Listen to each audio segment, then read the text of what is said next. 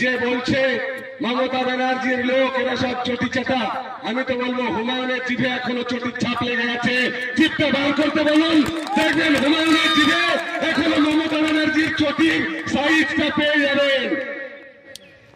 তার কারণ সে এখনো প্রতীকে জিতে তার হিম্মত হয়নি ইস্তফা দিয়ে বাজারে নিজেকে দাঁড় করাবে।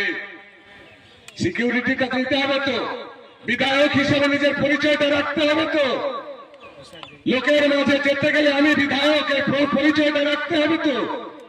অত যদি বাপের ব্যথা হবে, ইস্তফা দিয়ে যে প্রতীকে জিতেছে সেই প্রতীককে বিসর্জন দিয়ে নতুন যে দল গড়েছে, নতুন যে দলের পতাকার উত্তরীয় ঘরে নিয়ে ঘুরছে, সেই দলের ব্যানার নিয়ে ঘুরুক।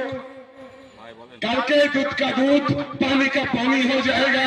চ্যালেঞ্জ করলেন নওয়াবাদীতে, এখানকার মদনদেরকে নয়, এখানকার হুমায়ুনকে চ্যালেঞ্জ করছি।